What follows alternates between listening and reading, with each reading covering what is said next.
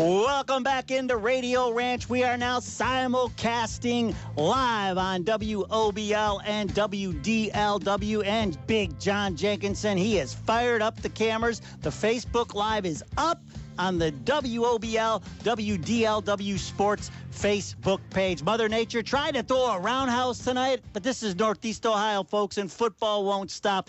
The rain came. Yeah, the rain came, but it did not slow anybody down. This is the post-game show brought to you by I-90 Nissan because the deals are so good. I'm Dave Grendzynski, along with former Morning Journal and Chronicle reporter Paul Williams. Paul, hello. How you doing? I'm great. I'm here. How can I not be? You got some big shoes to fill because Maria Janasco was off tonight, so you're pulling double duty. We're getting analysis from you, but we're also leaning on you to provide the scores. Hey, I can wear many hats. Right now, there's a lot of scores I could talk about. We'll start with Overland. They win 20-7, and joining us now live to talk about it is the head coach of Clearview. It's Mike Collier. Coach, thanks for taking some time and joining us today. Oh, no problem. Thanks for having me on. Hey, so this one started interesting, huh? The scoop and score, 65 yards, and then turned into a bit of a defensive struggle. Take us through it, Coach. What happened tonight? Yeah, I mean, anytime you face a wing T opponent, it's tough. We had some tough going in the first half. We really couldn't put a lot together, but we held tight. Our defense played well. We picked up that touchdown, and we went in. I'm going to ask you, how bad was it? How bad was the weather for you guys? It was coming down out here, that's for sure. I mean, Coach, and with that defense. Well, Isaiah, congratulations again. Clearview a 20-7 win over McDonald. They moved to 3-0, and Keystone coming up. You can take tonight to celebrate, but then the grind restarts again, and you get to start with Keystone, who won 34-0 tonight, Isaiah. Yes, sir. 1-0 every week. That's right. That's the way to think. Hey, thanks so much for joining us tonight. Thank you. All right. We're going to take a quick break. When we come back, more live interviews, and we've got to talk about this game before we get to our live interview. This might go down as, and I'm not in any way exaggerating, the greatest high school football game ever played. What do you even say after that? We're coming back after the break. This is the post-game show brought to you by I-90 Nissan because the deals are so good.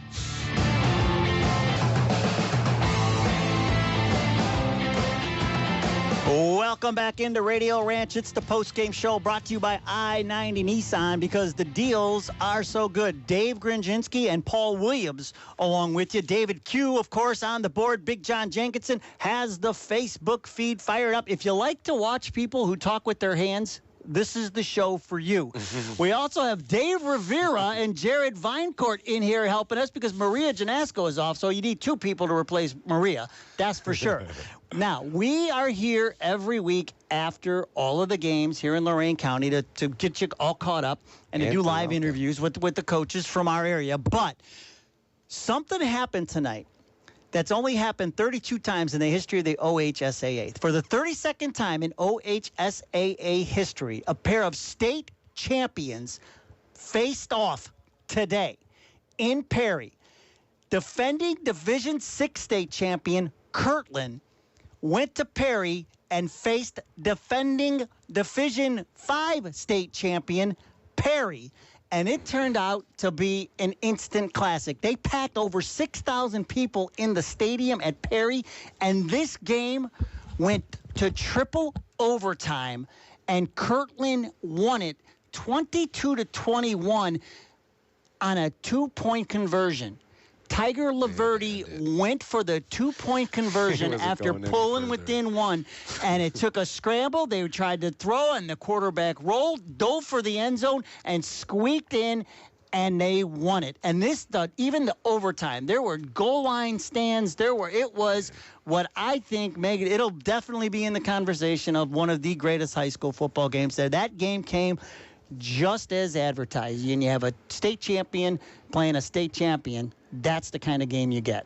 I mean, it's just nice. We live in a day and age where you can stream it and watch it from here at the studio, and we'll be able to go back and watch it. So it was a classic, and if you ever want to check it out, there will be ways to do that. Well, one game that wasn't so close was Keystone's 34-0 win over Crestview, and joining us live now to talk about it is the head coach of Keystone, Don Griswold. And I'm sure, hey, Coach, I'm sure you'll take that 34-0, right? You didn't need a heart stopper like they had out in Perry today, right?